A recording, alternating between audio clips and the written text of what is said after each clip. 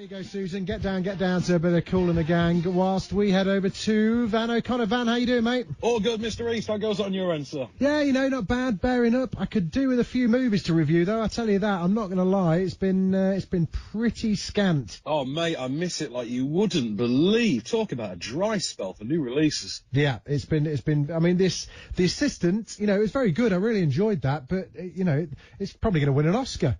Probably for lack of options at this rate, to be honest. Well, that's what I meant. Shall we start by talking about the cinemas? Because that has been in the news this week about what. We can do. We've got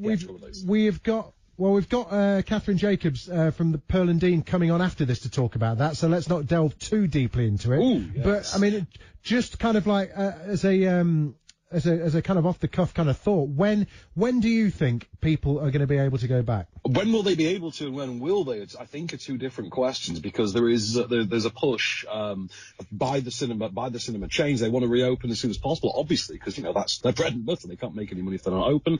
But there is this idea as well. It's all about safety. What measures can we put in place? There is, of course, the big controversy as well that Christopher Nolan is refusing to budge on when Tenet is released. As it stands, that's the first big release of the summer on July the 10th. View cinemas, accordingly, are planning to reopen on, I think, is the 4th or the 2nd of July. I think it might be the 2nd. They want it reopened.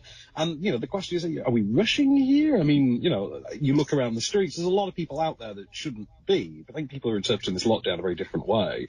But we'll see. I mean, as much as I will happily say I would risk my life for a Christopher Nolan film, I won't literally risk my life for a Christopher Nolan film. Yeah, I mean, I get the sense that Tenet is going to be the big test for everything, isn't it? There's an article this week in the Washington Post have published a report suggesting that if Tenet either drops out or underperforms from its July 10th opening slot, that will have a ripple effect, that we'll see all those films that have pushed their release dates back to tentatively later in the summer, so late July, August, for instance. We're thinking of things like Mulan, we're thinking of Wonder Woman, things like that this ripple effect will see them all push back towards the end of the year, nearer Christmas, which will more or less write off most of this year for blockbuster tentpole movies.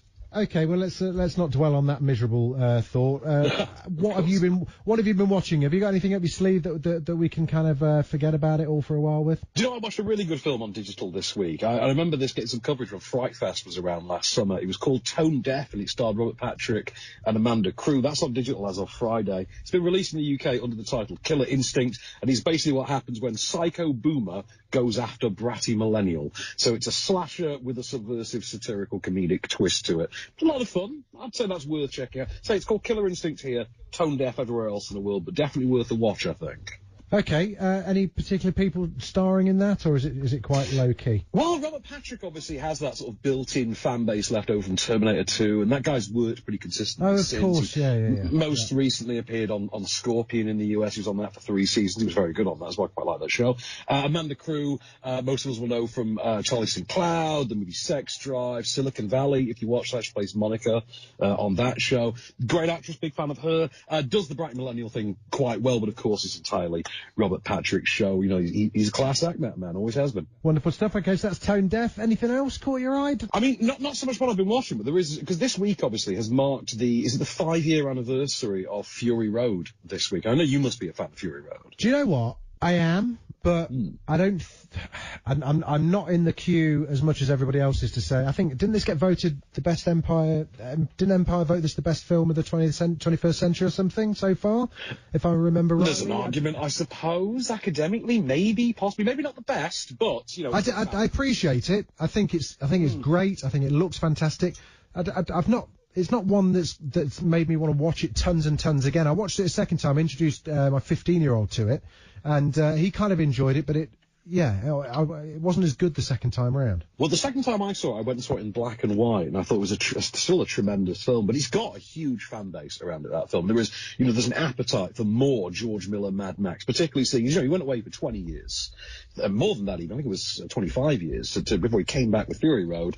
All sorts of production drama on that, because, there was a lot of tension, because it was an unorthodox production. It's out there in the desert, it's all practical. Well, now it's come to light that we are officially getting that sequel sequel. That sequel, prequel, spin-off thing they've wanted to do for a while. George Miller has confirmed that is in development. It is happening. They're not going to computer de-age Charlize Theron because they want to do a young Furiosa story. They're going to recast. So we're going to get a young Furiosa movie that basically, I think it's ultimately going to answer the question of how did she get her head shaved and how did she lose her arm. We've got that to look forward to. Okay. So any idea as to when that's going to come out? I mean, I'm guessing they need to wait for Tom Hardy to finish filming Venom, which is no one's looking forward to that. Well, that's the question, is it? Do we need Max back if it's Furiosa's movie? Do you recast to get a younger Max? Do you CGI de-age? Because this is the thing, it's all been about the CGI de-aging.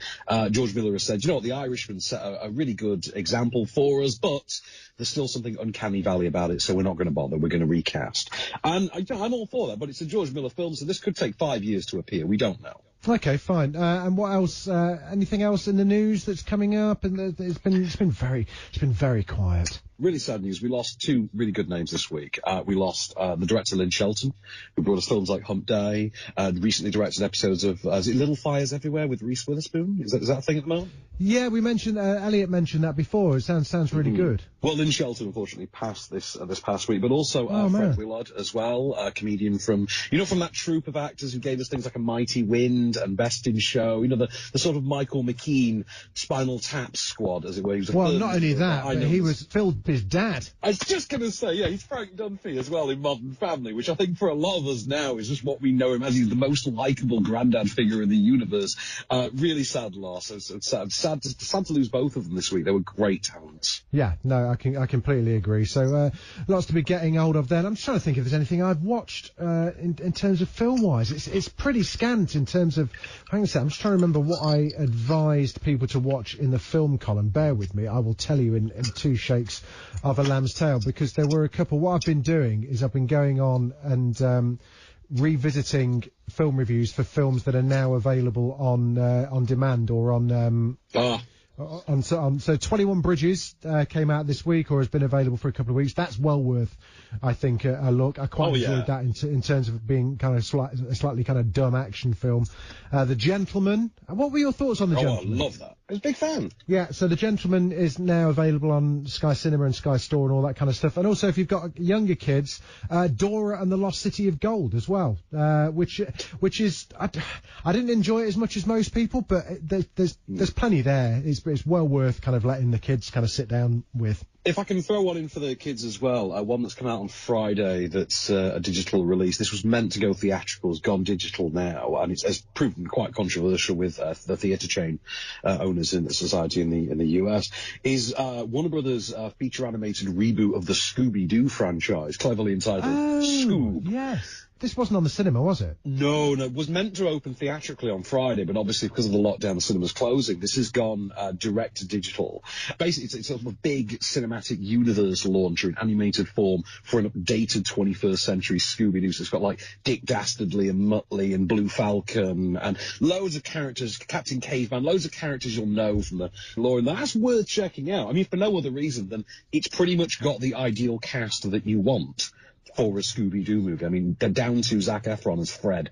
It's just brilliant casting. Very much something that kids who liked that Addams Family movie last year will go for. It's very much in the same vein as that. And who plays Scooby? So Scooby is voiced by Frank Welker, who, of course, famously has voiced Scooby for some years now. Fine. Shaggy is Will Forte, I believe, from The Last Man on Earth and MacGruber. Right, okay, fine. Oh, God.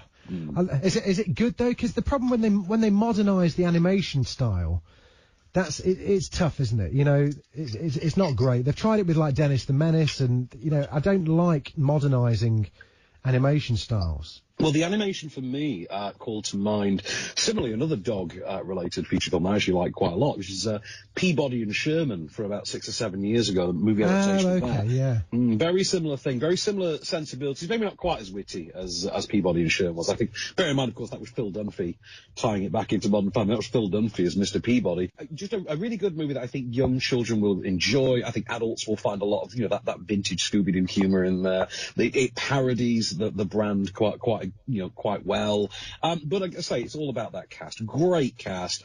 Good time for the kids. Parents, you can snooze through it and not miss too much, but also I think the bits you're awake for, you'll have a really good time in, I think. Oh, brilliant stuff. Oh, okay, perfect. So it's better for the kids than it is the adults this week. Van, thanks very much for coming on, buddy. Always a pleasure, never a chore. That's Van Connor. I'm sure he'll be back at some point. We always find a way to get Van back in. Right, we are going to head off for a quick break, actually. When we come back, we're staying with cinema. When we speak...